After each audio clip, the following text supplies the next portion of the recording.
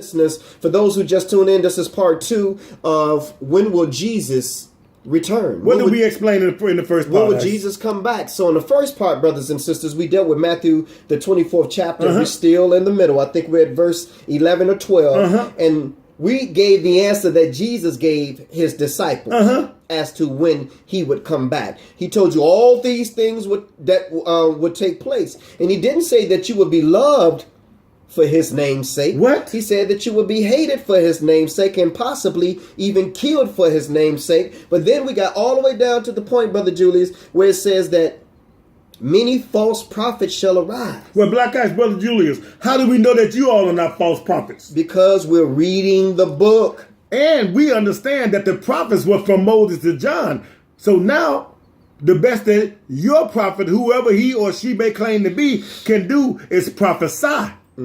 But you can't be a false prophet. That means you're led by your own imagination, by your own desires, and God ain't spoke to you. And brothers and sisters, to prophesy is to only reveal an understanding of what has already been written.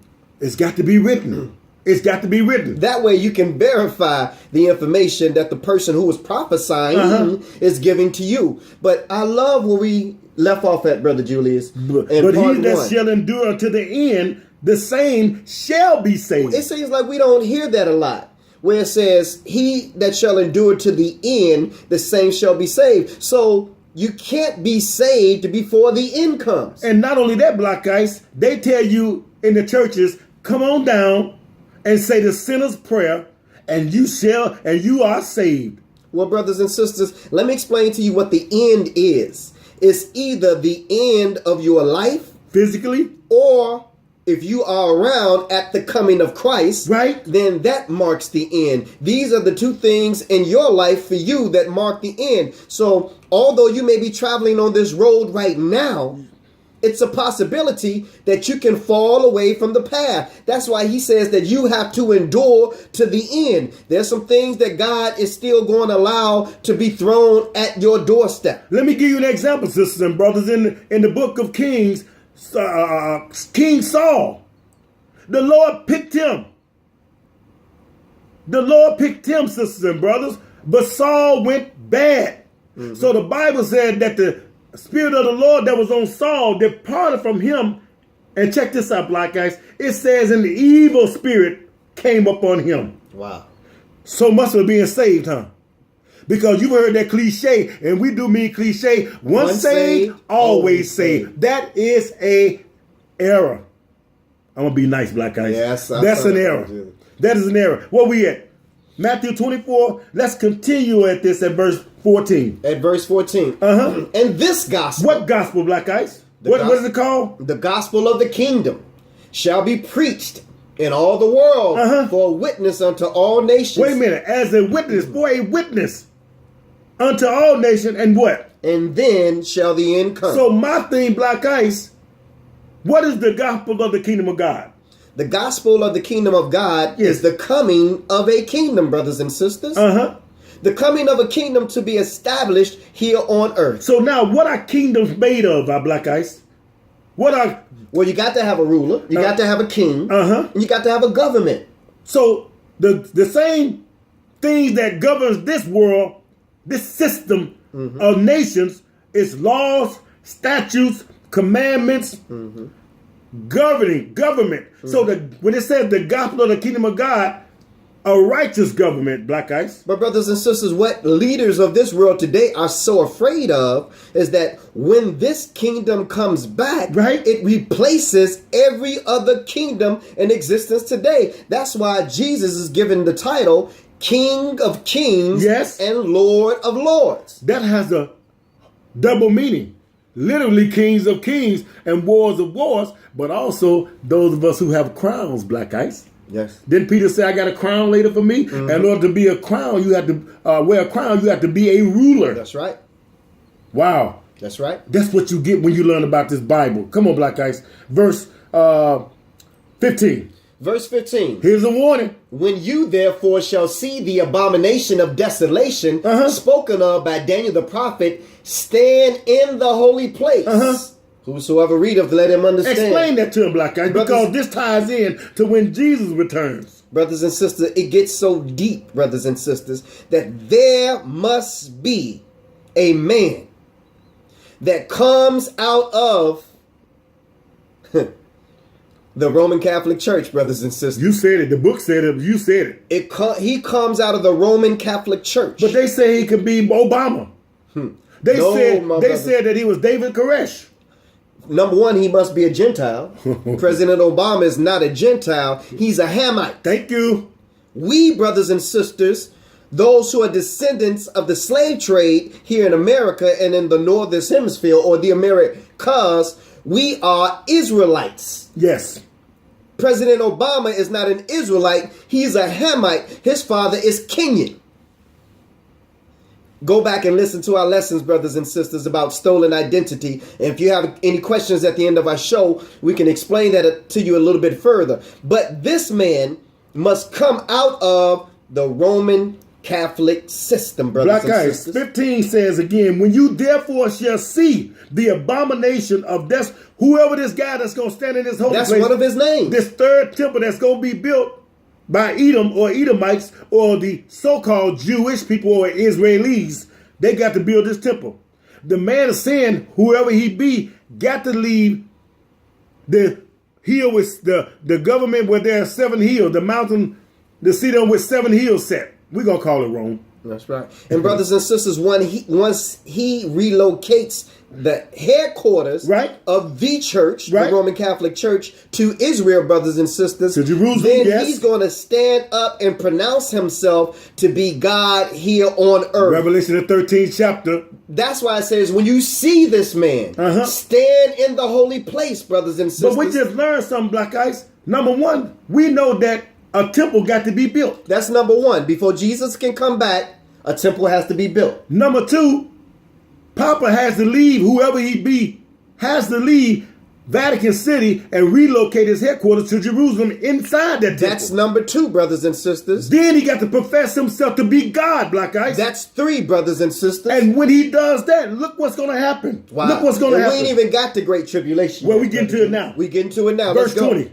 Verse 20, and it reads. Revelation 24 and 20. But pray ye that your flight be not in the winter, neither on the Sabbath day. Wait a minute. The first day. No, the 7th day of the week. Why the Sabbath day? Because this guy is anti-Christ. The Lord said the Sabbath day is a sign between me and my people forever throughout all generations. So hold on, wait a minute, Brother Julius. You mean to tell me that this church, yes, is going to come and change God's Sabbath day, which is the 7th day of the week, from Friday sundown to Sunday. From Friday sundown to Saturday sundown. And he's going to move God's Sabbath day to the first day of the week, Sunday. Well, they did that in 321 AD. That's your homework system, brothers. Find out who made the move, who changed the Sabbath day from Saturday, from the 7th day, Saturday, to the first day of the week, which is Sunday. Sunday. Can I give him a clue? Give him a clue, Ice. Go look up the name Constantine, brothers and sisters. The Great. The same man that gave you the cross is not a symbol of God or Jesus. It came from the mind of a man by the name of Constantine, brothers and sisters. A Roman emperor was the same man who changed the Lord's day of worship from Saturday to the first day of the week, Sunday. Look it up and read it. Black Eyed people say, can't no man change God's time. Well, you going to church on Sunday, brothers and sisters, now. And this coming Sunday, what you going to do to your clock, Ice? What is it, fall back? You're going to spring forward, ain't you? Oh, spring forward, okay. Oh, so a man can't do that, but the whole world is doing it, ain't they, Ice? Yes. And the whole world goes on Ash Wednesday and get them ashes in what, Ice? In their forehead. In the form of a what? In the form of a cross. Oh. But then overseas, they already setting you up for it. They doing it in your right hand and in your forehead. It's a mark, brothers and sisters, but it's not a mark of God. For when this guy set up, look what's going to happen at verse 21. For then shall be great tribulation. Hold on, wait a minute. So let's break this down one more time, because that's the 4th thing. Yeah. Number 1, temple must be built. Temple got to be built. Relocating of the headquarters of the Roman Catholic Church to Jerusalem. To Jerusalem. A man must stand up and profess himself to be God here on earth. God, he gonna perfect and do miracles. And do miracles. And people gonna believe it. But we read what Jesus said, take heed that no man deceive you. He did say that. But a lot of the world is deceived. Come on, Ice. And then, now we got great tribulation, brothers and sisters. Wait a minute. Let's put something else before that. When this man come on, he gonna persecute those who worship on what day? On the Sabbath day. On the Sabbath day. So now, that means that if he got to force the people, and they working on it right now, forcing the people and going out into the churches and getting the churches that come out of the Catholic Church and forcing Sunday on them. But Brother Julius, this ain't nothing new. Something like this has happened before. Yeah, it did. Can I learn them something on the way to learning something? Let's do it, brother. Brothers and sisters, The truth hour. the reason why April's Fool's Day is called April's Fools is because God's New Year's Day began in the month of Abib. Right. Which through translation became the month of April, brothers and sisters. So we knew the New Year's was always around the month of April. Springtime. And so when man came and changed God's New Year's Day around the month of April to January the 1st. The Romans did that. When those who did not go with the Romans and stayed with God and said, we're going to keep honoring his New Year's Day around the beginning of April, they called these people April's Fools. Learning something on the way to learning something. Matthew 24. And pick it up at verse 21. 21. Yeah. For then shall be great tribulation. That's the time of trouble that the world has never seen, nor ever. It's going to be so bad, sisters and brothers. The world can't take 2 times of this. It's never happened. Great tribulation. Well, let the Bible speak, guys. Such as was not since the beginning of the world to this time. To what time? To the time of the great tribulation. Go ahead. Nor ever shall be. And except those days should be shortened. Right. There should no flesh be saved. What? But for the elect's sake, those days shall be shortened. Black guys, why do you think they are planning space programs? They trying to get off this earth because they know something is coming. They know something is coming. So they trying to colonize this, and they're looking for a class planet that could sustain human life. It's not going to happen, sisters and brothers. The Lord said he created the earth to be inhabited. And it's going to be inhabited. He didn't say he created nothing else to be inhabited. He created the earth to be inhabited. Now, when you get your glorified body, that's a different thing. But until then, you are not getting off this earth. And no matter how high you go, the book says he's going to bring you down. Go into the sea. You can stay in a nuclear submarine for a month at a time. What you going to do when your food run out and you got to have fresh water?